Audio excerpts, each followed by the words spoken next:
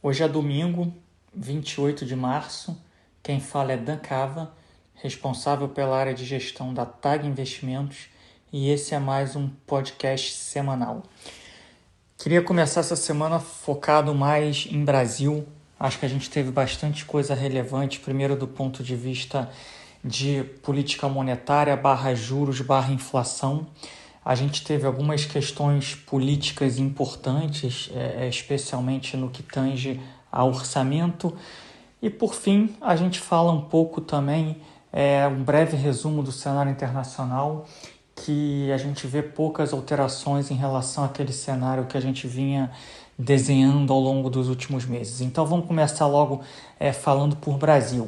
Acho que a grande novidade da semana que passou foi a divulgação do relatório de inflação por parte do Banco Central, onde ele pôde deixar mais claro quais são as suas intenções e qual a sinalização que ele de fato quer dar ao mercado, não só pelo próprio relatório, como principalmente pela entrevista coletiva, que foi uma comunicação oficial de alguns diretores do Banco Central. Basicamente, o Banco Central deixou um pouco mais claro e transparente que ele viu uma recuperação mais vigorosa da atividade no segundo semestre do ano passado. O mercado tinha ficado com a impressão de que o Banco Central poderia estar excessivamente otimista com a recuperação olhando à frente, mas ele de fato deixou mais transparente que não é essa a visão. Eles viram sim no passado uma recuperação mais vigorosa, mas olhando para frente com a crise sanitária no país e os dados recentes que mostram uma forte desaceleração em vários setores da economia, eles de fato esperam um cenário de crescimento e atividade econômica bem mais moderado, para não dizer até mesmo negativo. Do ponto de vista de inflação, de fato, os modelos apontam para uma inflação mais alta do que a meta em vários dos cenários mostrados por eles, e por isso eles optaram pelo início de um ciclo de normalização monetária ou de alta de juros. Optaram por começar com 75 basis points, trazendo a taxa Selic de 2% para 2,75%. Lembrando que isso foi uma surpresa para o mercado, né? O mercado estava dividido, né? A curva de juros futura precificava 50% de probabilidade de uma alta de 50 basis e 50% de probabilidade de uma alta de 75 basis. Então, de fato, de certa forma, foi uma surpresa para o mercado. Logo após o comunicado da decisão, o mercado ficou com uma interpretação de que o Banco Central teria sido bastante hawkish, né, que no jargão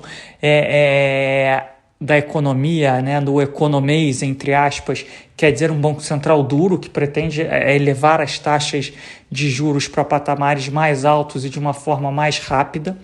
Essa tinha sido a interpretação, e a entrevista coletiva após o relatório de inflação deixou mais claro de que o Banco Central realmente vê uma atividade mais fraca, que ele vê sim uma inflação mais alta e mais espalhada, mas que ele não acha que ele deve levar ainda as taxas de juros para o nível de neutralidade. Então, de fato, aquela nossa visão de que o orçamento de juros não mudou, a despeito dele ter começado com uma alta um pouco mais acentuada do que o esperado, ela foi verdade ou ela foi reforçada pela comunicação oficial do Banco Central. Mesmo assim, a curva de juros no Brasil, a curva futura de juros, que é aquela curva que a gente opera no dia a dia, que a gente vê na BMF, ela encerrou a semana em níveis bastante estressados. Então, só a título de curiosidade, a gente pega um vencimento de janeiro de 2023 acima de 6,50 de taxa. Lembrando que a taxa pré-fixada que a gente olha na tela na BMF, ela é a taxa média de hoje até o vencimento, janeiro de 2023. Então, quando a gente pega os juros na ponta, né, lá no final desse período, em janeiro de 2023, isso já embute uma taxa Selic acima de 9,5%. Então, a gente precisaria ver, de fato, uma alta ainda mais rápida, ainda mais acentuada da taxa Selic ao longo dos próximos meses, caso o mercado de juros futuro esteja correto.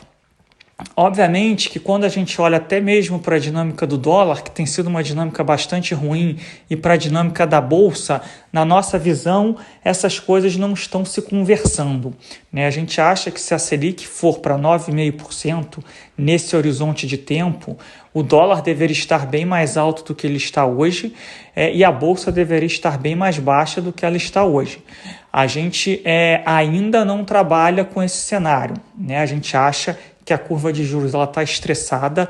Obviamente que existem fatores fundamentais para isso, né? O nosso fiscal não está nenhuma maravilha, o nosso quadro político ele é conturbado, de fato a nossa inflação mostra sinais de espalhamento, mas a gente acha que uma Selic na faixa de 5% a 6%, acho que na pior das hipóteses 6,5% nos próximos 12 a 18 meses, já é um patamar que conseguiria segurar o quadro de inflação e conseguiria fazer com que o Banco Central atingisse a sua meta. Então a gente não acha que o que está errado é a Bolsa e o câmbio, a gente acha que talvez o que esteja errado no curto prazo seja a curva de juros. A gente entende que tem fatores técnicos afetando o mercado no curto prazo, né? Ou seja, muita gente, seja tesouraria de bancos, seja gestoras e asses aplicados na curva de juros, e quando você tem um Banco Central um pouco mais duro, o mercado fica durante algum tempo um pouco mais fragilizado, um pouco mais estressado. A experiência mostra que nesses momentos a gente tem que deixar um pouco a calculadora de lado, né? Por quê? Porque esses movimentos a gente pode, daqui a uma semana, 2 ou um mês, o mercado está precificando 10%, 12% de taxa de juros em janeiro de 2023. É simplesmente por questões técnicas, né? Nessas horas, a matemática ela pode atrapalhar um pouco, tá? Então, para você montar uma posição no mercado de juros hoje, você tem que pensar muito em qual o seu horizonte de investimento, né? Então, se o seu horizonte é de curtíssimo prazo, a gente não recomendaria uma posição nesse mercado, que é um mercado que ainda está bastante estressado, bastante fragilizado tecnicamente, e a gente ainda não tem um cenário fundamental com uma clareza positiva para o Brasil. Agora, se você tem uma visão de médio e longo prazo, se você pensar aí em taxas de 9,5%, chegando nesse nível, já parece haver algum prêmio relevante, seja de carrego ou para ganhos de capital num horizonte de médio prazo. Então, a gente, no mesmo momento que a gente faz um alerta de atenção e cuidado de curto prazo, a gente também faz aqui um alerta de que algumas oportunidades estão sendo criadas. Obviamente que você precisa mensurar isso no tamanho do seu portfólio, mas que já tem algumas coisas interessantes aparecendo no mercado de renda fixa, no mercado de renda fixa ou de crédito que seja atrelada à curva pré-fixada ou à curva de CDI.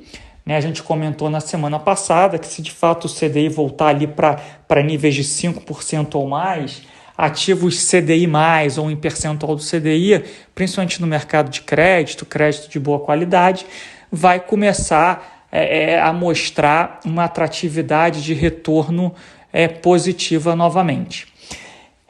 Do ponto de vista político, a gente teve a aprovação de um orçamento bastante perigoso, um orçamento em que a equipe econômica ela vai ter que fazer algum tipo de contorcionismo para cumprir o teto dos gastos e para não cometer crime de responsabilidade fiscal.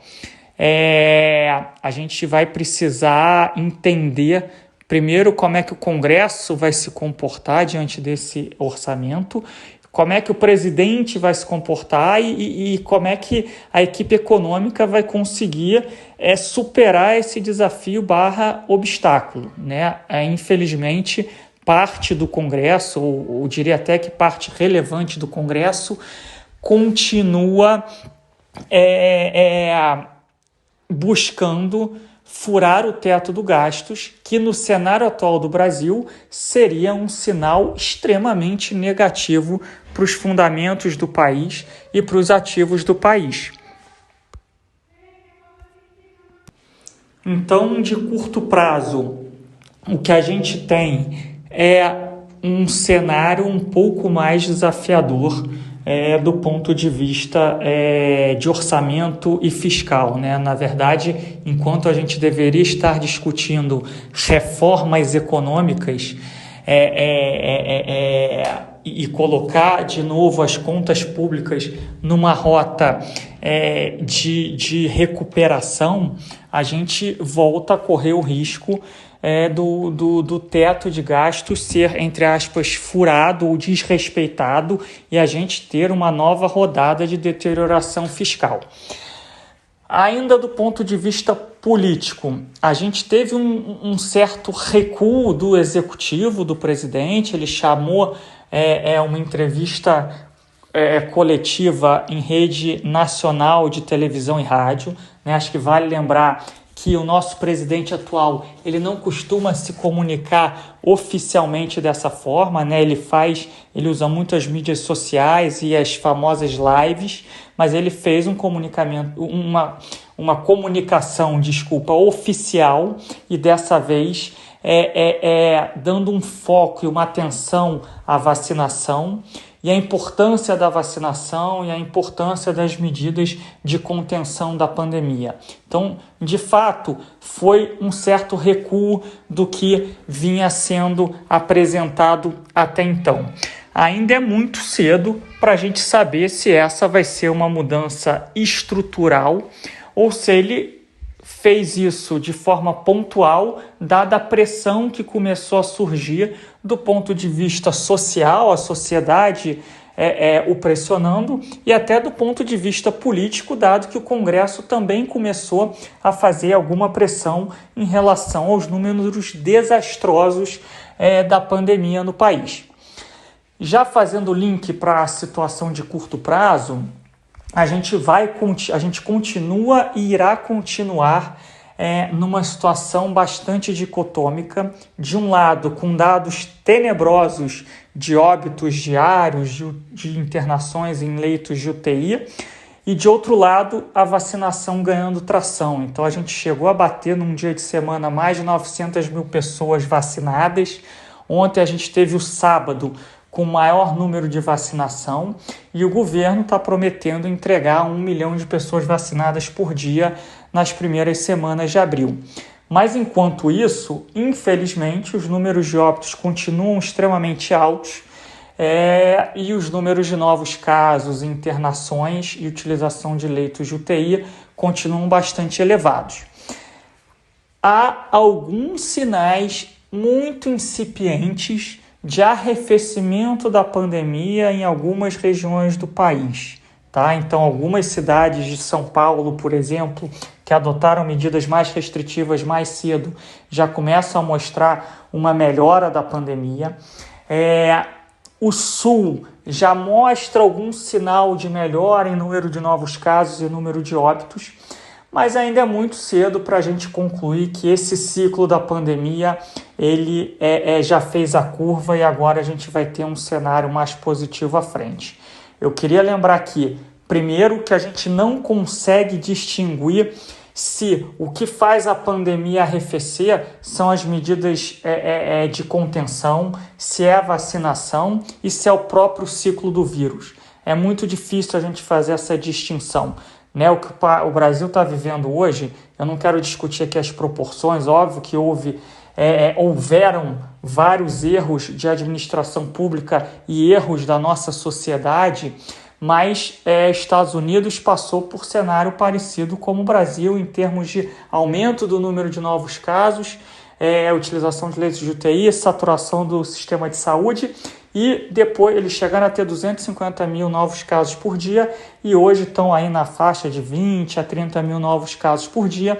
Eles aceleraram a vacinação, muitos estados e muitas cidades fizeram não lockdowns, mas medidas bastante duras de distanciamento social e o ciclo do vírus também cedeu. Esse mesmo cenário aconteceu em Manaus, né? Porque a gente pode pensar, mas Estados Unidos é outro país, é outra história, é outra cultura, a Europa, idem. A gente pega Manaus passou por situação semelhante pelo que São Paulo está passando agora, que o Sul está passando agora, e Manaus hoje já vacinou mais de 10% da sua população e já está com um número bem mais baixo de internações e de novos casos. Então, o que eu quero dizer aqui é que a gente continua acreditando que daqui a 4 a 8 semanas, eu venho falando 4 a 6, né? Mas vamos falar em 4 a 8 semanas, a gente acredita que a pandemia vai estar menos aguda no país, né? Quando a gente olha dados de Reino Unido, Europa, e a Europa passa por um momento delicado novamente, porque ela não acelerou o processo de vacinação, ela está tendo problemas com a vacinação ganhando tração. Estados Unidos, Israel, que é o grande laboratório global, a gente não consegue enxergar porque que aqui não seria diferente.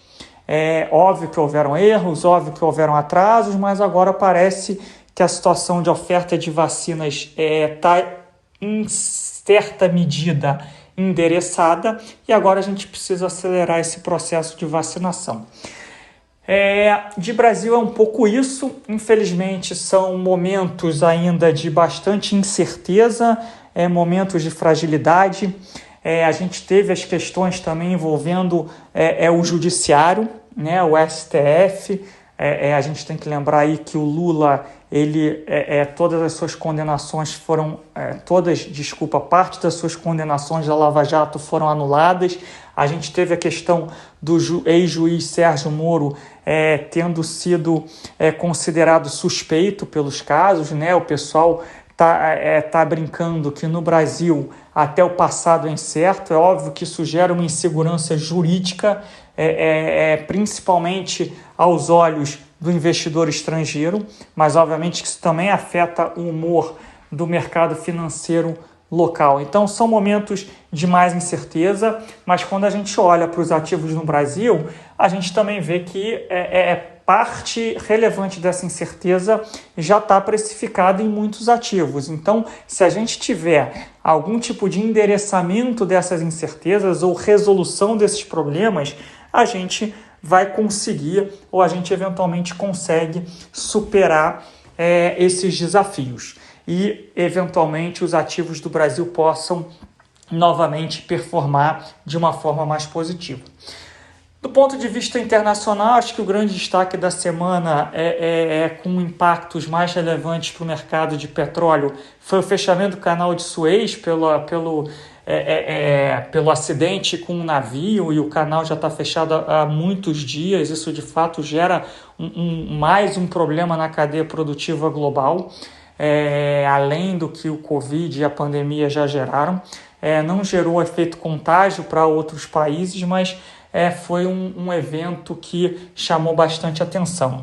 Ao longo do final de semana circularam notícias aí de mais um grande hedge fund na Ásia com problemas, né, que seria um dos ex-Tigers Global. O Tiger é um fundo de hedge fund muito famoso internacionalmente. Eles teriam tido uma chamada de margem grande que teriam levado eles a vender algumas ações a qualquer preço. Então a gente teve algumas ações caindo aí entre 25% e 30% na sexta-feira, e esse movimento pode não ter sido encerrado na sexta. A gente pode ver algum movimento adicional ao longo do começo dessa semana. Lembrando que em janeiro a gente teve um movimento técnico que acabou gerando contágio para outros mercados. A gente precisa ter um pouco de atenção em relação a isso. Do ponto de vista econômico, pouca coisa mudou. As taxas de juros, principalmente americanas, continuam nos níveis mais altos recentes, não vou dizer da história, mas desde a pandemia. Não nos picos, mas perto dos picos. A gente tem notícias de que o Biden quer fazer mais um plano fiscal, além do plano de infraestrutura. Então não muda o cenário de que a gente deve manter essa expectativa de recuperação econômica global, mas essa recuperação econômica global é muito boa para o crescimento, mas não necessariamente ela é boa para os mercados, para todos os ativos financeiros, e é isso que a gente precisa tomar um certo cuidado, né? A gente vê aí que a Nasdaq, que é um índice de tecnologia, tem apresentado dificuldades em mostrar um bom desempenho, uma boa performance ao longo desse ano, em detrimento a outros setores que continuam performando positivamente. As bolsas e os mercados chineses, eles também têm sofrido ao longo das últimas semanas, principalmente com a expectativa de uma maior intervenção do governo chinês nas grandes plataformas de tecnologia. Esse é um outro movimento que precisa de uma atenção especial ao longo dos próximos dias e das próximas semanas. O cenário base global não mudou, mas ele não vai ser linear. Então a Europa continua com bastante dificuldade para endereçar a pandemia. Algumas regiões dos Estados Unidos já mostram de novo o aumento do número de casos. Enquanto a gente não tiver ali 60%, 70% da população vacinada, esse processo de recuperação não vai ser linear. Então, de um lado, ainda vai demorar para a gente chegar nesses níveis de imunização. De outro lado, o processo continua ganhando tração, então é provável que nos próximos 6 meses esse cenário seja concluído ou seja atingido, e a gente tem a confirmação dessa recuperação ou dessa reabertura social e econômica do mundo. Era isso, queria agradecer a todos pela audiência e desejar uma boa semana. Um grande abraço.